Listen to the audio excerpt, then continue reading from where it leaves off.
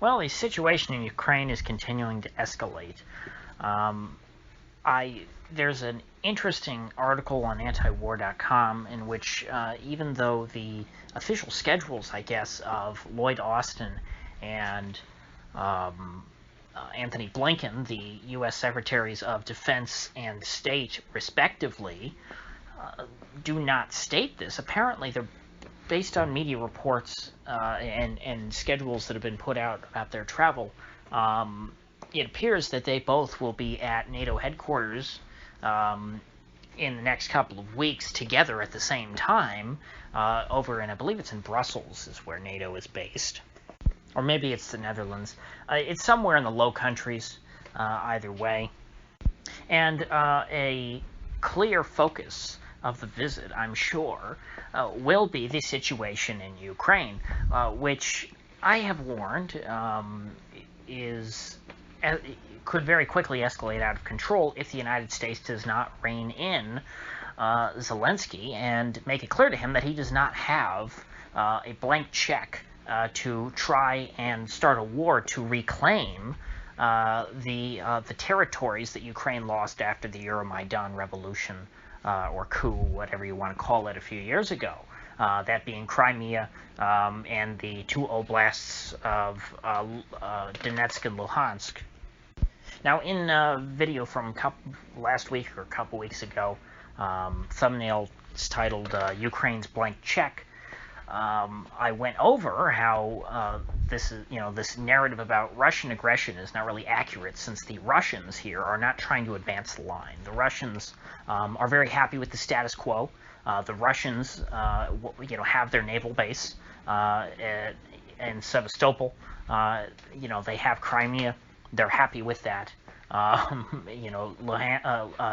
and Luhansk are relatively stable. They're not the most stable places, but there's not a ton going on there, and Russia is happy with that. So there's no reason here for Russia to be aggressive.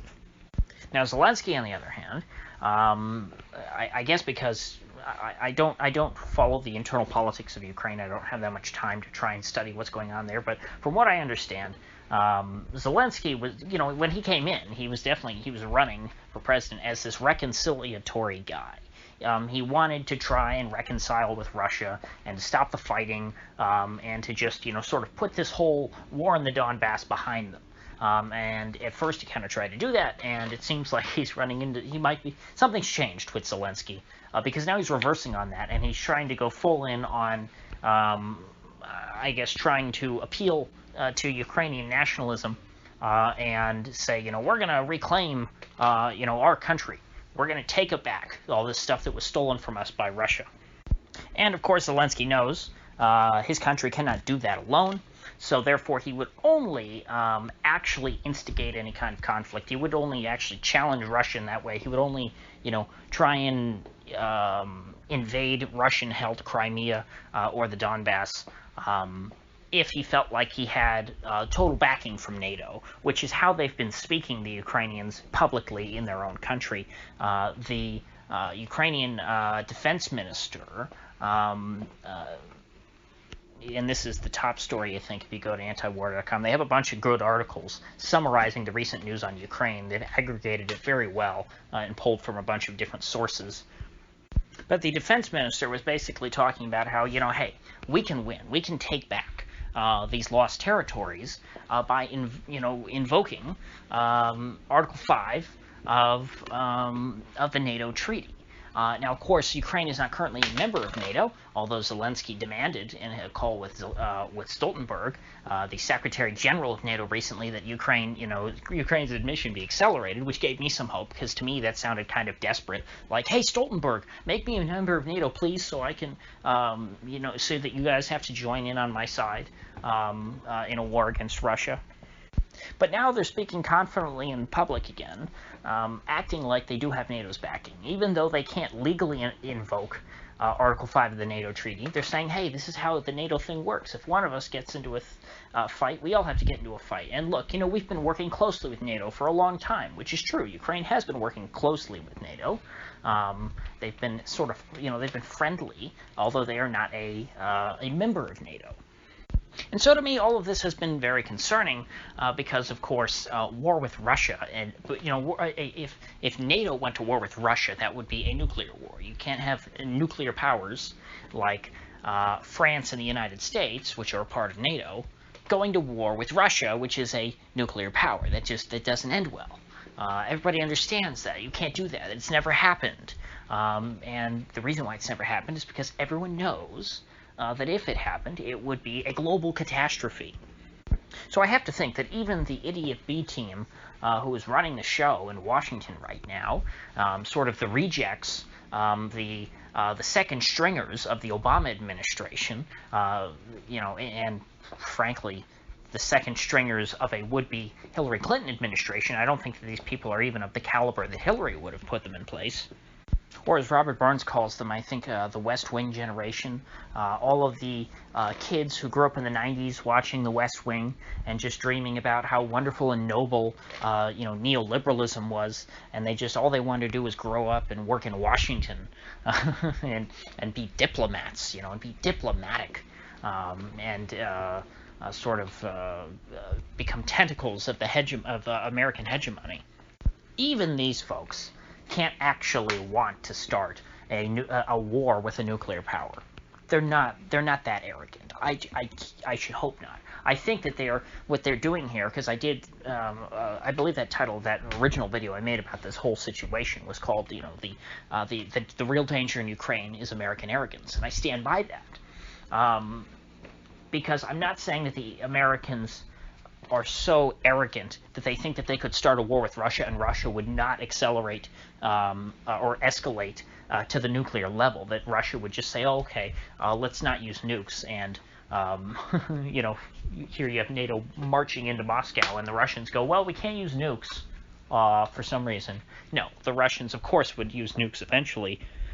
That is, if they felt they were going to lose. The same thing is true with, I think, the NATO powers. If Russia was going to win a war against NATO, which a conventional war, which I doubt they could, but let's say that they did somehow, the NATO powers would escalate to the point of using nukes at some point too.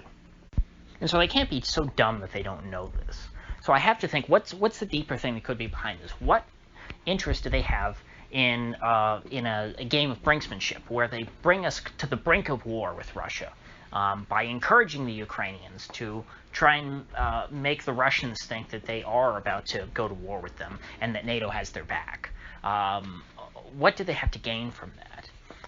And I think that the answer, I'm not the first person to think of this. I'm drawing dots at I'm drawing conclusions based on what other people are thinking too. The only thing that makes sense is Nord Stream 2, that the United States so badly wants to stop the Nord Stream 2 pipeline, which would send oil and natural gas, I guess, from Russia all the way to Germany and all these other Western countries.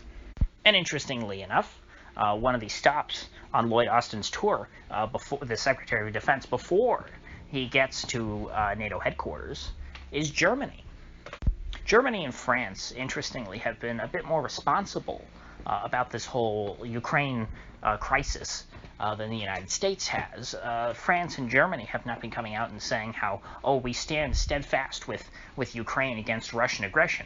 No, the French and the Germans have been remaining pretty neutral and saying, hey, both of you, we don't want to see anything, we don't want you to do anything you'll regret, essentially. Let's not see any violence over this issue. It's not worth it. Everybody chill out. And a reason for this might be that France and Germany want to preserve the Nord Stream 2 project so that they can, I've not studied the Nord Stream 2 thing too closely, but I assume that they will have access to cheaper fuel to heat their homes in the winter if this Nord Stream 2 pipeline is completed. Now, the United States does not like this. The United States does not want Europe buying Russian oil or natural gas. I guess they'd rather have it shipped over on boats from America or something like that. I don't know how else you could get natural gas over to Europe other than through a pipeline. There is not going to be any pipeline from the Middle East into Europe. Obviously, they would have to go through Syria, and that's not happening. There was a lot of theories back in the day that the reason why the United States wanted to overthrow Assad was so that they could run a pipeline from the Middle East into Europe to try and cut Russia out of the market. Or rather than cut Russia out, compete with Russia. And so what makes the most sense to me right now is not that the United States establishment wants to get into into a shooting war with Russia and eventually a nuclear war.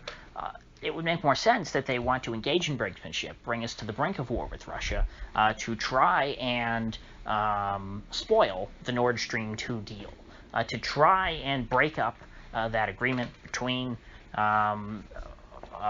mainly Russia and Germany, I think, are the main parties to the whole Nord Stream 2 project, but of course it would have to go through Poland, and Poland very much doesn't want it. I would think that Poland, by themselves, could just veto it and say, you can't put a pipeline through there. I don't think that Germany has the right to eminent domain over Poland. If they did, then I guess, it would have been hypocritical of the Western countries, the Allied powers in World War II, to attack Hitler if, all he was doing was exercising authority over Poland that Germany had the whole time. So I'm not exactly sure the details on Nord Stream 2. I guess I should do some more digging into that and the exact legal property rights at stake there. But nevertheless, creating this, trying to hype up this crisis with Russia could be the United States' way of trying to destabilize that deal, and that might be all they're after. And if getting rid of Nord Stream 2 is all Washington is after, and they will completely, tell Zelensky to just, to pipe down after that, well, then hopefully, that will happen and nothing will go wrong in the meantime. But of course, it's a very dangerous game to play just over a stupid natural gas pipeline. I don't give a damn whether Russia wants to sell gas to Germany or not. That's not worth dying over. That's not worth risking nuclear war.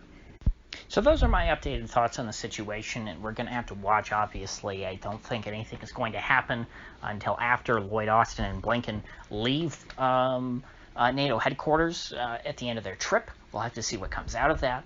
I'm sure NATO will have some sort of updated strategy statement that they put out regarding the whole Russia-Ukraine situation. I don't expect that that Washington will give Kiev the go-ahead to escalate things further until then, or at least, get anything that's really dangerous, shooting stuff like that, sending troops to Crimea. I don't think that that's going to happen. So we'll have to wait until then and see how this situation progresses after that.